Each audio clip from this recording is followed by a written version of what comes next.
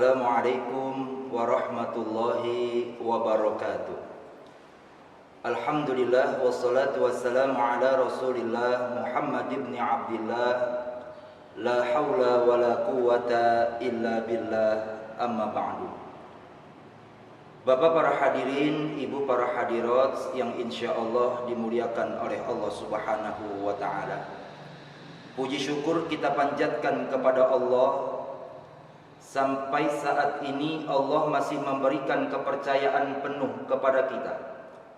Sampai saat malam ini kita sudah memasuki malam yang ke-8 dari bulan suci Ramadan. Allah masih berikan kesempatan untuk kita bisa bernapas dan menghirup udara segar serta beribadah dengan maksimal kepada Allah Subhanahu wa ta'ala. Karena itulah Allah mengutus kita ke alam dunia, wa ma khalaqtul jinna wal insa illa liya'budun. Tidaklah aku ciptakan kalian dari golongan bangsa jin dan manusia, kata Allah, illa liya'budun, kecuali hanya untuk beribadah kepada Allah. Apapun bentuk dan warna amal ibadah kita kerjakan dan lakukan, karena kita sadar tugas kita tidak lain dan tidak bukan hanya untuk beribadah kepada Allah. Semoga serangkaian amal ibadah yang telah kita kerjakan dan lakukan kepada Allah dengan niat tulus dan ikhlas dan mengharapkan ridha dari Allah akan dicatat oleh Allah sebagai amal ibadah kita di yaumil akhir. Amin, amin ya rabbal alamin.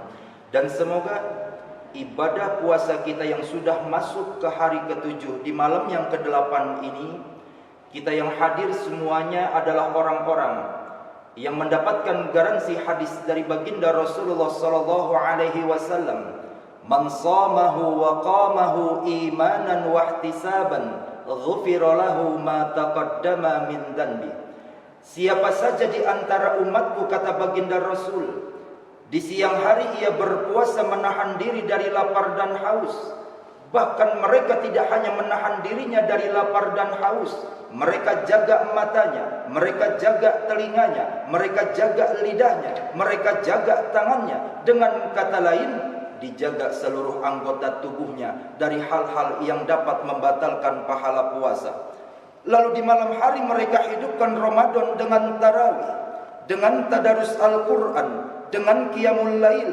Maka orang semacam ini, kata baginda Rasul, keluar dari Ramadan masuk 1 Syawal, mereka berhak mendapatkan piala citra, dan di atas piala citra itu tertulis besar-besar, ghufira lahu ma taqaddama min dhanbi. Allah ampuni seluruh dosa dan kesalahan yang pernah mereka kerjakan dan lakukan kepada Allah. Amin, amin ya rabbal alamin. Bapak para hadirin, ibu para hadirat yang insya Allah dimuliakan oleh Allah Subhanahu wa ta'ala. Tema kita pada kesempatan malam hari ini adalah mengenai zakat. Zakat istilah yang sering kita dengar, bahkan sudah sering kita tunaikan dan keluarkan. Zakat secara bahasa artinya bersih ataupun suci. Seperti apa yang dijelaskan di dalam Al-Quran di dalam surah At-Taubah ayat 103. Khudh min amwalihim sadaqah tutahhiruhum wa tuzakkihim. Ambillah sebagian harta dari mereka untuk mereka keluarkan, untuk mereka zakatkan di jalan Allah. Fungsi tujuannya tidak lain dan tidak bukan tutahhiruhum wa tuzakkihim, untuk membersihkan dan mensucikan. Definisi zakat yang pertama, membersihkan dan mensucikan. Definisi zakat yang kedua secara bahasa tidak lain dan tidak bukan adalah tumbuh, berkembang dan bertambah. Itu pun dijawab oleh hadis baginda Rasul, ma naqasa malun min shadaqatin bal yazdad bal yazdad bal yazdad. Tidak akan berkurang sedikit pun dari harta yang kalian keluarkan di jalan Allah, yang kalian sedekahkan, yang kalian infakkan, yang kalian zakatkan. Tetapi garansi langsung dari Allah dan Rasulnya, bal yazdad, bal yazdad, bal yazdad, akan tetapi bertambah, bertambah dan bertambah. 3 kali pengulangan kata ini mengindikasikan bahwa Allah dan Rasulnya memberikan garansi secara penuh bagi siapa saja hambanya, bagi siapa saja umatnya yang telah mengeluarkan hartanya di jalan Allah, baik itu dalam bentuk zakat, infak, sedekah, apapun bentuk dan warnanya, akan tetapi bertambah, bertambah, dan bertambah. Itulah definisi zakat secara bahasa, tumbuh, berkembang, dan bertambah. Sedangkan menurut istilah, zakat itu adalah sebagian harta yang kita keluarkan di jalan Allah dengan ketentuan, syarat, dan perhitungan di dalamnya. Jadi tidak semua harta yang kita miliki wajib kita keluarkan untuk zakat, tidak. Tetapi sebagian harta yang kita keluarkan di jalan Allah yang diperintahkan oleh syariat dengan ketentuan, syarat, dan batas-batasannya. Zakat ini merupakan rukun Islam yang keempat. Maka kembali Al-Quran pun menjawab di dalam surah Al-Baqarah ayat 43. Wa aqimus sholata wa atuz zakata. Hai hambaku, kata Allah, dimanapun kalian berada dan kemanapun kalian melangkah, wa aqimus sholata, dirikanlah sholat, jangan lupa, wa atuz zakata, dan tunaikan serta keluarkanlah zakat. Artinya apa? Bahwa Allah tidak akan menerima amal ibadah orang yang hanya mendirikan sholat saja tanpa ia mengeluarkan dan menunaikan zakat. Begitupun sebaliknya, Allah tidak akan terima ibadah hambanya yang mengaku beriman dan bertakwa kepada Allah, mereka yang hanya mengeluarkan dan menunaikan zakat tanpa mendirikan sholat. Ibadah yang saling seiring, berjalan dan serangkai. Wa aqimus sholata wa atuz zakah, dirikanlah sholat dan tunaikanlah zakat. Inilah ketentuan zakat yang wajib fardu kita keluarkan. Karena zakat itu terbagi menjadi dua. Ada zakat mal dan ada zakat fitrah. Zakat mal adalah zakat yang kita keluarkan di jalan Allah dari sebagian harta yang telah Allah titipkan dan berikan kepada kita, dengan catatan ketentuan dan syarat serta batasan-batasan hitungannya sudah ditentukan dan diterangkan di dalam ilmu fikih tentang bab zakat. Sementara zakat fitrah adalah zakat yang kita keluarkan, batas waktu setarnya adalah dari permulaan awal Ramadan, batas akhirnya sampai khatib sebelum turun mimbar. Itulah batas akhir dari penunaian zakat fitrah, dan ulama Syafi'iyah telah menentukan untuk takaran dan batasan dari zakat fitrah itu sendiri adalah 1 sok atau sekadar seukuran dengan 4 mud, yaitu dikonversikan secara liter kurang lebih 3,5 liter yang wajib kita keluarkan untuk menyambut dan menjelang di penghujung Ramadan sebelum hari raya Idul Fitri itu tiba. Bapak para hadirin, ibu para hadirat yang insya Allah dimuliakan oleh Allah, istilah zakat ini di dalam Al-Quran Allah menyebutnya dengan beberapa nama. Zakat di dalam Al-Quran disebut juga oleh Allah dengan sedekah. Apa dalil dan ayatnya? Seperti tadi yang saya bacakan, yang termaktub dan tertulis di dalam surah At-Taubah ayat 103. Khudh min amwalihim sedekah. Ambillah, pungutlah, pintalah dari sebagian harta-harta mereka sedekah.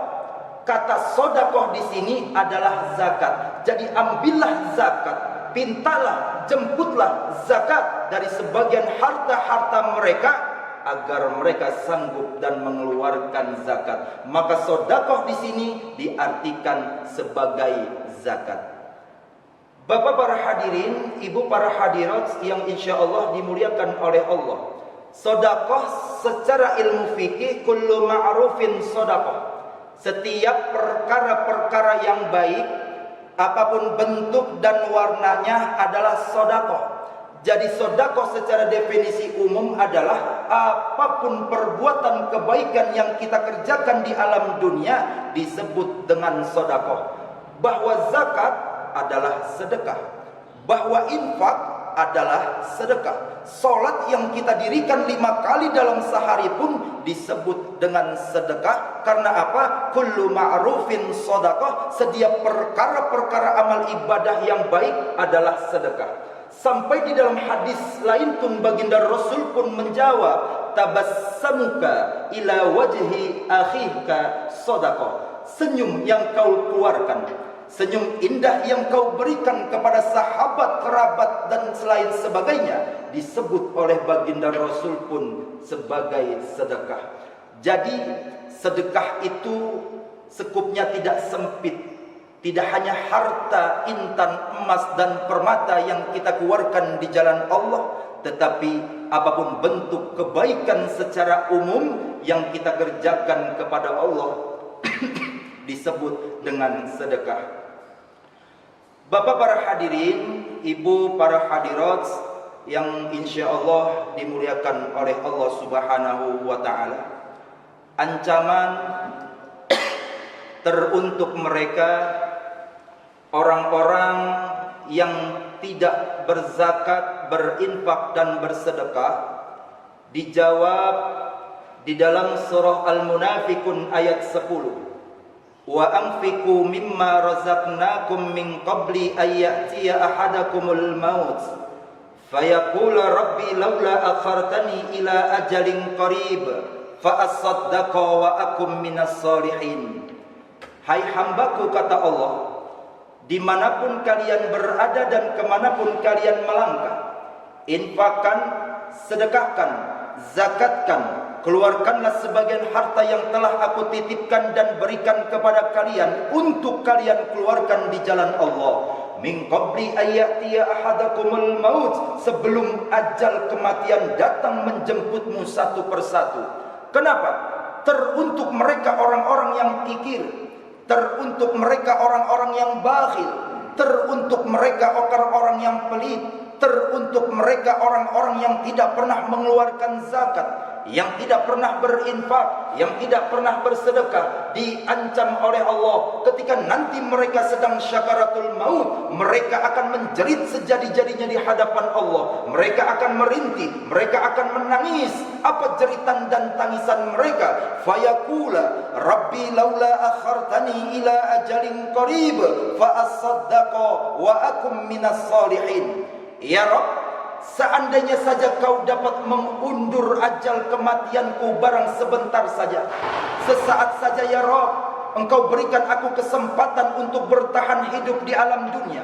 Aku berjanji kepadamu, aku bersumpah kepadamu. Apa janji dan sumpah pertama yang kita pinta kepada Allah? Tidak lain dan tidak bukan fa'asaddaqa, agar Allah berikan kesempatan kita untuk berzakat, untuk bersedekah, untuk berinfak. Wa akum minas solihin, dan janji yang kedua agar Allah berikan kesempatan kita untuk bertahan hidup di alam dunia, kembali berbuat amalan-amalan soleh. Hal pertama yang kita pinta ketika syakaratul maut tidak lain dan tidak bukan haji, bukan umroh dan lain sebagainya, tetapi agar kita diberikan kesempatan untuk zakat, untuk infak, untuk sedekah. Artinya apa? Begitu besar manfaat dari harta yang kita keluarkan di jalan Allah, baik itu zakat, baik itu infak, baik itu sedekah, apapun bentuk dan warnanya, ternyata manfaatnya bukan hanya di alam dunia sampai ke alam akhirat. Berinfaklah, berzakatlah, bersedekahlah, jangan menunggu kaya, tetapi